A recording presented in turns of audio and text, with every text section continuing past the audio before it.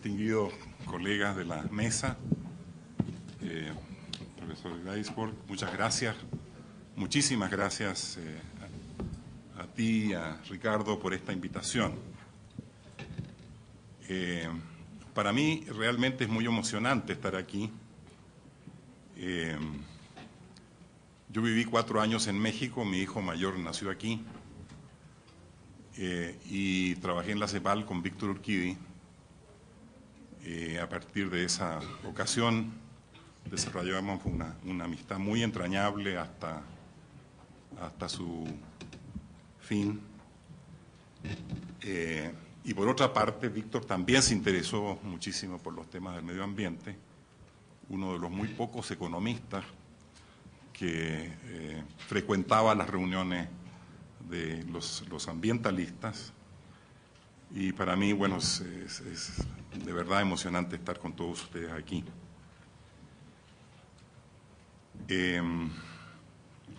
Yo no sé si voy a ser muy lúcido hoy día, más allá de mi edad y de mi falta de lucidez generalizada. Me acosté como a las 3 de la mañana porque el fenómeno climático de ayer en la tarde impidió que mi avión aterrizara en la Ciudad de México, aterrizó en Acapulco. Y ahí tuvimos que hacer cola durante fila, como dicen ustedes, no sé, varias horas hasta llenarlo de combustible de nuevo y poder volver a la ciudad. Pero una vez en la ciudad tampoco fue fácil llegar al hotel porque estaban varias de las vías obstruidas por caídas de árboles, accidentes, falta de luz, etcétera. De modo que me dormí como a las 3 de la mañana y estoy un poco afectado por eso. Pero hago referencia, en realidad no por eso, a este fenómeno climático, porque me recordó las tolvaneras que yo experimentaba aquí hace 50 años atrás. Y me quedé pensando, bueno, han pasado 50 años y siguen pasando este tipo de fenómenos naturales, ahora como en aquella época. Y sin querer repetir lo mucho que ya se ha dicho, la verdad es que no me queda mucho tema para desarrollar después de todas las excelentes intervenciones que ya hemos escuchado. Me confirma estas intervenciones la lectura de Geo 4 y esta experiencia de ayer en la tarde, que las presiones sobre los ecosistemas siguen siendo muy intensas y siguen acrecentándose. No obstante que también hay que reconocer que se ha hecho muchísimo. Yo caí completamente de casualidad en el tema del medio ambiente, lo voy a confesar públicamente acá. Yo era un economista del desarrollo de la CEPAL, preocupado de la industrialización, la modernización agropecuaria,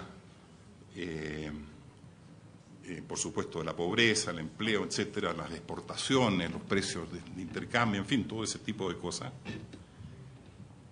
Y cuando me hablaban de medio ambiente yo decía, no, eso, así como el tema de la población, eso es, como dicen en mi país, chiva de gringos, que nos querían desviar la atención de los verdaderos problemas de América Latina, que son los de la pobreza, del desarrollo, mejoramiento de la calidad de vida, etcétera. De manera que cuando por primera vez yo estaba en Inglaterra, había salido de Chile en la época de la dictadura, estaba de profesor en la Universidad de Sussex, y se me acercó alguien que vino de Nairobi, Branislav Gozovic, no sé si te acuerdas de él, y un chileno, Santa Cruz, el hermano de Hernán Santa Cruz, Alfonso Santa Cruz, para invitarme a venirme a la CEPAL a organizar un proyecto sobre estilos de desarrollo y medio ambiente. Yo dije, están locos, yo de eso no sé absolutamente nada. Y tampoco me interesa, a mí me interesan estas otras cosas que son el crecimiento, el desarrollo, etc. Y la verdad yo me iba a Canadá, a la Universidad de Ottawa, me había hecho un ofrecimiento muy notable. Y cuando mi mujer se enteró que había la posibilidad de volver a Chile, obviamente no escogió Canadá, escogió Chile, y me arrastró a mí. Y el 1 de julio de 1978 empezamos a trabajar con Nicolo Gligo en el proyecto de estilos de desarrollo y medio ambiente. Hago referencia a esta historia personal porque de ese proyecto salieron estos 2 tomos, que no sé si ustedes conocen, los 2 tomos del Fondo de Cultura Económica, que no se reconocen aquí porque son rojos en sus tapas originales, la colección Lecturas del Fondo de Cultura Económica. Y bueno, en la preparación de ese seminario, en ese seminario hubo 43 exposiciones. Acabamos de oír que en el último Geo4 participaron 1000 y tantas personas. Pero aquí hace 50 años atrás logramos juntar 43 expositores y otros tantos, otros 2 veces tantos comentaristas. O sea, fue una reunión de unas 150 personas, de la que salieron estos 2 tomos, en donde se cubre todo el panorama del desarrollo económico y sus interrelaciones con el medio ambiente, en agricultura, industria, pesca, you name it, está todo ahí. Por supuesto que con una aproximación deficiente, si se mira con la perspectiva del actual Geo4, con su riquísima enfoque sistémico de integración de todas las distintas variables, todas las dimensiones que interactúan. No había esa concepción en aquella época, pero sí con un esfuerzo muy impresionante de observar los fenómenos de deforestación, expansión de la frontera agropecuaria, generación de residuos líquidos, sólidos y gaseosos, contaminación, etcétera, etcétera, agotamiento de recursos naturales, en fin. Y lo más interesante de todo es que ahí están, hasta el propio Raúl Prebisch, me lo conseguí para que escribiera un artículo para este seminario, lo tituló Biosfera y Desarrollo. Y especialistas de distintos tipos, ecólogos, ingenieros, agrónomos, sociólogos, politólogos, en fin. Hago referencia a esto no por, la verdad, no me estoy tratando de echar flores, porque la verdad, como les acabo de explicar, fue realmente producto de la casualidad, de una casualidad maravillosa, porque aprendí de mi colega Nicolo Gligo qué es lo que eran los ecosistemas, y entendí que el subsistema económico-social es un subsistema dentro del ecosistema global, que es una cosa que yo diría que el 95% de los científicos sociales todavía no entiende hoy día, y en particular los economistas. Me hubiera gustado, a propósito del comentario que acaba de hacer mi colega acá, respecto de las mesas, de las sesiones, me hubiera gustado que hubiera habido una mesa o sesión socioeconómica y política, porque ahí es donde está, de verdad, la gran deficiencia. Eso es lo que no terminamos de, yo diría, en parte de entender y ciertamente no de manejar.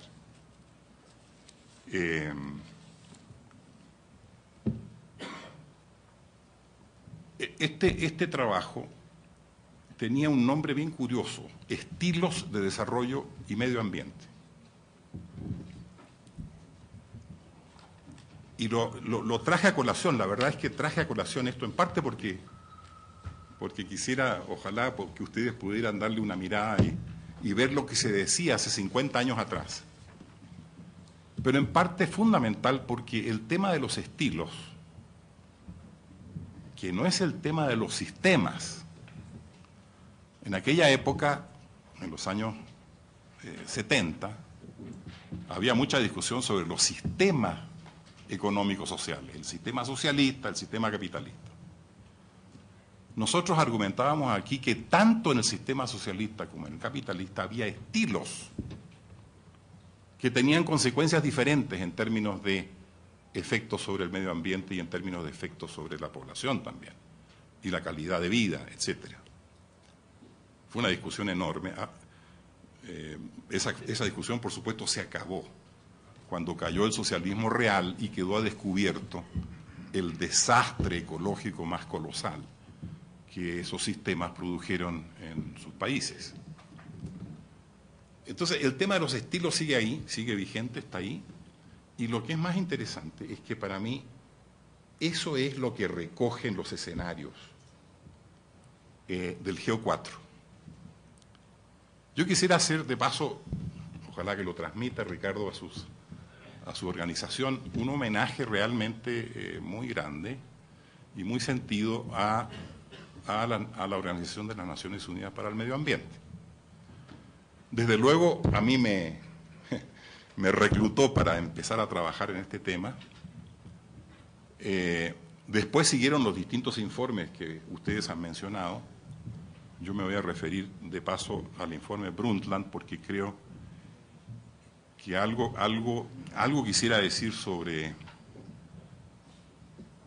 lo que yo considero que es una contradicción inherente en la expresión desarrollo sustentable. Tal vez se pueda tratar de aproximarse a algo por el estilo, pero hay una contradicción inherente a la que me voy a referir más adelante cuando me refiera a los estilos o a los escenarios.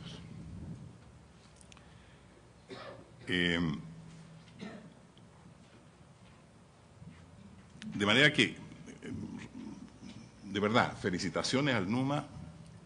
Me tocó trabajar en esto, me tocó posteriormente, cuando estaba en la Universidad de Chile, asociarnos con los varios GEOs a partir del primero, el 89 fue el primero, el 99.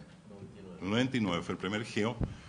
Nuestro Instituto de Asuntos Sociales, de Asuntos Públicos de la Universidad de Chile fue uno de los organismos, de los múltiples organismos mundiales colaboradores del GEO, y lo ha seguido siendo hasta el actual, incluyendo los chiquititos de América Latina.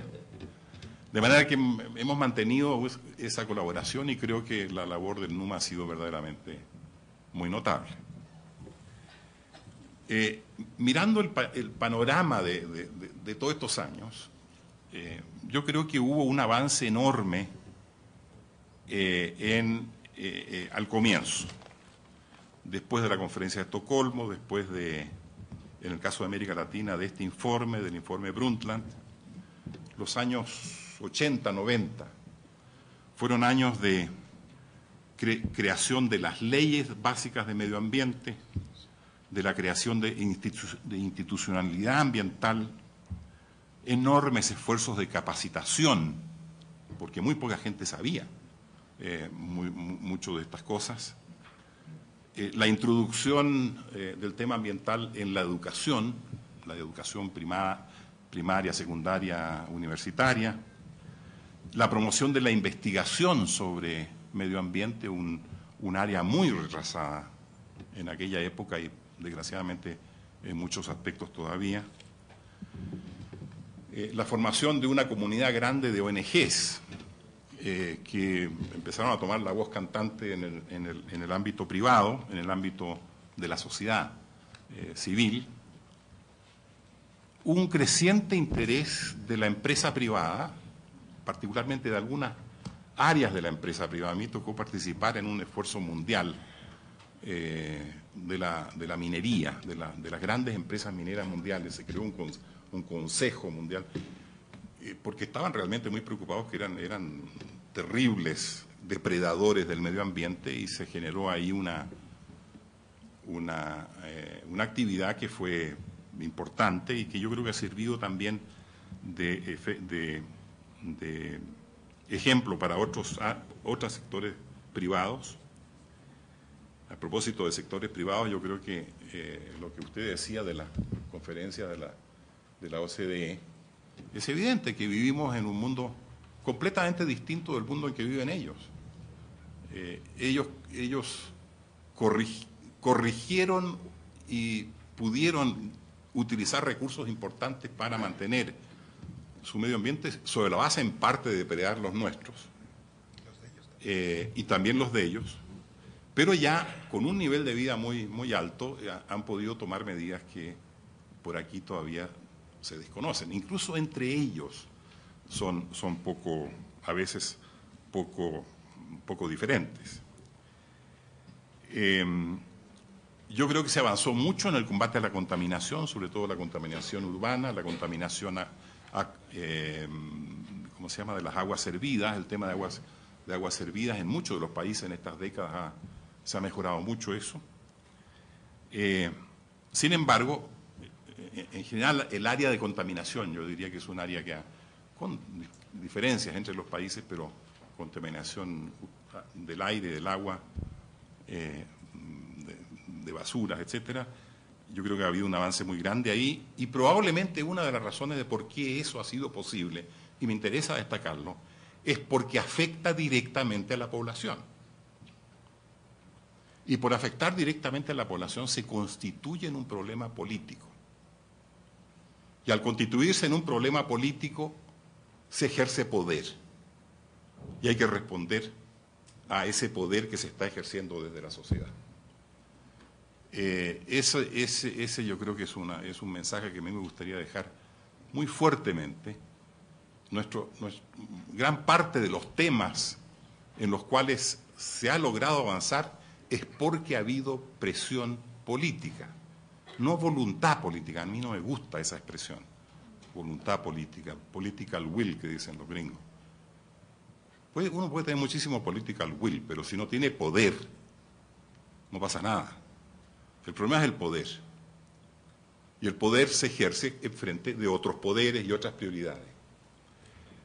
Y ahí es donde, para mí siempre, para ordenar mi cabeza en esta cosa que yo empezaba a entender, o a entender un poco, yo siempre hacía la distinción. Aquí tengo tres grandes áreas de problemas cuando hablamos de medio ambiente: contaminación, recursos naturales y ordenamiento territorial. Ahora, en contaminación hemos avanzado bastante, yo creo que es en parte porque hay tecnologías y en parte porque hay mucha presión política. En recursos naturales, acaban de aprobar en Chile la ley del bosque nativo después de 18 años de tramitación. Y ha salido un parto de los montes, así más a medias. Raspado. Y así todos los demás recursos naturales. Y ya no hablemos de ordenamiento territorial, porque eso sí es el desastre total. Y yo diría, después de la experiencia de estos años, yo diría que es el más importante de todos los temas. Si no hay zonificación, si no hay trabajo de cuencas, regional, de ordenamiento territorial, simplemente no pasa nada, porque siempre se generan problemas porque se instala a alguien ahí donde no se debería haber instalado. Y el problema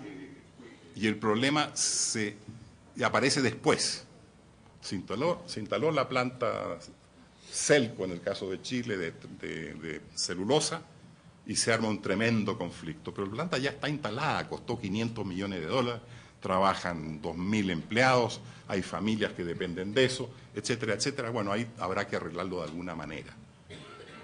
Pero estoy seguro que si hubiera habido, ¿no es cierto?, una disposición para decir, primero que nada, bueno, y esto tiene que ver con otro tema en que se hizo bastante progreso, que es el tema de los estudios de impacto ambiental. Han sido positivos, han sido útiles, pero tienen una gran deficiencia. Son micros, son ¿cómo se llama?, uno por uno. No incluyen la región, la zona, el área en el cual se van a materializar, y por consiguiente no están dentro de un encuadramiento de ordenamiento territorial. Si eso estuviera presente previamente a la presentación de un proyecto, habría que decidir previamente qué tecnología, qué dimensión de planta, dónde se instala, ¿Dónde van a dar los residuos? ¿De dónde viene la materia prima? ¿Cuál es la red de transporte con la cual se va a llegar a copiar y luego entregar la producción? Previamente a la definición de una inversión, de un proyecto. A mí siempre, en Europa yo creo que hay Europa e Italia. Italia es distinto. En Italia el ordenamiento territorial no existe. Si ustedes alguna vez han viajado por la Riviera, van por el lado francés y está todo perfecto. Está la playa, están los paseos, está la carretera, están atrás los hoteles, y de ahí para atrás para arriba sigue todo lo demás.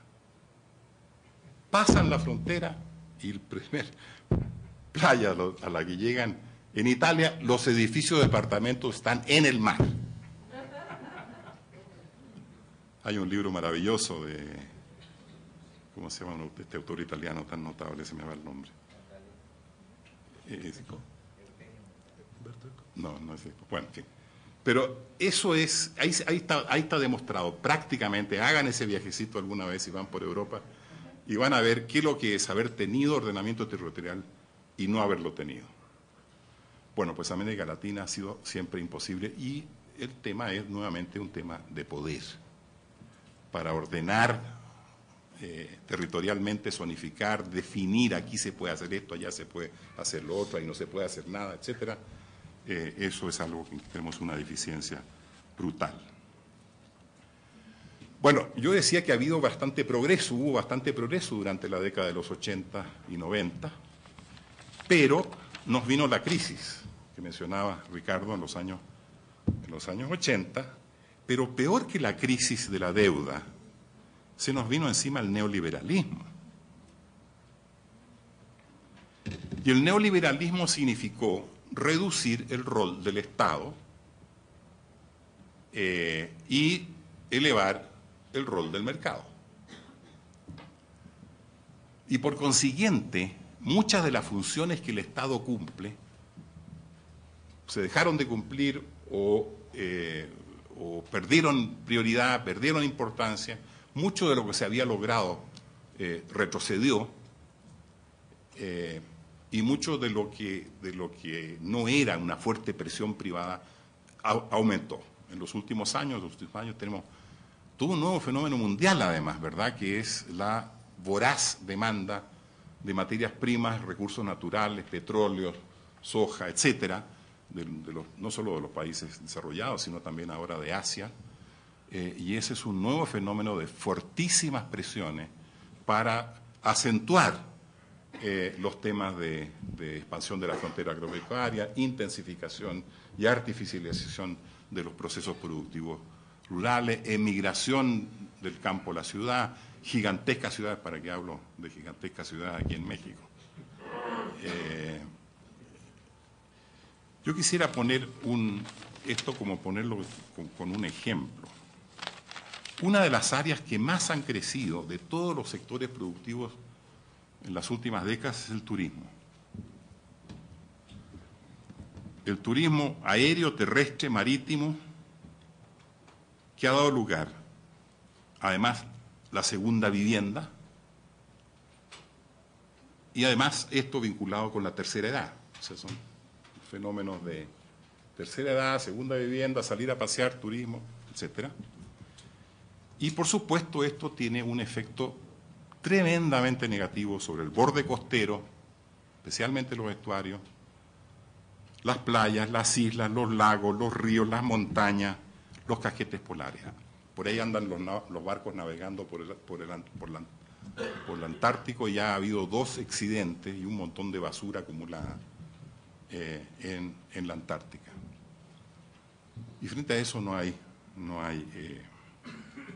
manera de protegerse.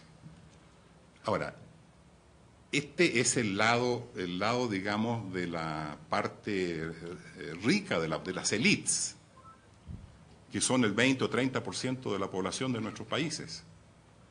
Pero el 50 o 60% restantes son los pobres, desempleados, subempleados, con marginalidad creciente, con jornadas de trabajo cada vez más intensivas, con jornadas de trabajo por el mal transporte, cada vez más largas, con vidas familiares que se deshacen y destruyen, con precarización sin contratos de trabajo, con deterioros en salud, educación, etcétera, donde se privatiza todo eso para una parte y se deteriora la salud y la educación pública para el resto, depredación del medio ambiente urbano, semiurbano y rural, etcétera, etcétera.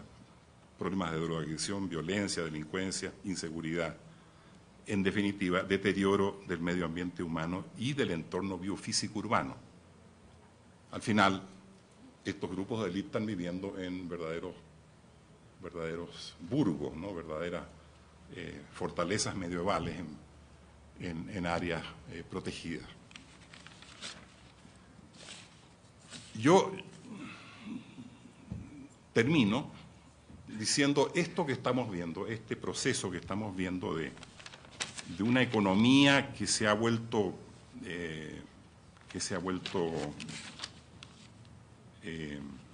muy individual, la economía privada, la economía neoliberal, donde prevalece el individualismo, la apropiación privada de los bienes y servicios públicos, la cultura lúdica, consumista, inmediatista, egoísta, ostentosa, competitiva. Es una sarta de calificativos bastante terribles, pero yo creo que son justificados. Así es, así está funcionando nuestra sociedad. Y a ese tipo de sociedad que estoy describiendo corresponde la combinación de los escenarios market first, security first y policy first. Market first, obvio. Security first, porque la élite lo único que quiere es seguridad, entonces incluso para protegerse de los pobres que andan por ahí hay que aumentar las fuerzas policiales, hacer muros y cercos, sistemas electrónicos de protección, etcétera. Y policy first, policy para eso. Policy para que eso funcione. Y nuestro pobre escenario de sustentabilidad first, aquí apuesta a la solidaridad internacional, intergeneracional, internacional también. Solidaridad, o sea, digamos, si vamos a protegernos todos y proteger el medio ambiente, necesitamos solidaridad. Necesitamos proteger los bienes y servicios públicos. Necesitamos cooperación. Necesitamos comunidad. Y eso es lo que yo diría se está destruyendo. Como dice yo viví varios años en Brasil y me encantaba bailar samba en la época de la bossa nova, una canción de Roberto Carlos que termina diciendo "E tudo va pro inferno". Tengo un poco esa sensación de que todo va para el infierno. Termino diciendo que yo creo que lo que hemos pasado en los últimos 50 años o algo así fue un periodo de los años 50 a los años 70, periodo de industrialización, de crecimiento, de modernización, de formación de clases medias, de ampliación del aparato estatal, de formación de grupos profesionales, etcétera, que yo llamo un periodo estadocéntrico. El Estado jugó un papel muy importante para el desarrollo de nuestras sociedades en aquella época. Esto obviamente es general, hay muchas excepciones y diferencias entre países. Ese modelo estadocéntrico fue cambiado por un modelo mercadocéntrico a partir de los años 80, con todas las características que describí antes. Y lo que necesitamos de verdad, en el modelo estadocéntrico el Estado estaba por sobre el mercado. En el modelo mercadocéntrico el mercado está por sobre el Estado. Pero ¿y dónde está la comunidad? ¿Dónde está la sociedad? En ninguno de los dos hay un protagonismo de la sociedad. Lo que se necesita es un protagonismo de la sociedad. Yo me gustaría que a lo que todos aspiráramos es a un nuevo modelo, salgamos de este modelo mercadocéntrico hacia un modelo sociocéntrico, donde la sociedad se organice y a través de los partidos políticos, de los grupos sociales, regionales, etcétera, imponga al Estado para que éste oriente al mercado a un desarrollo social, económico, razonable. Sustainability first. Gracias.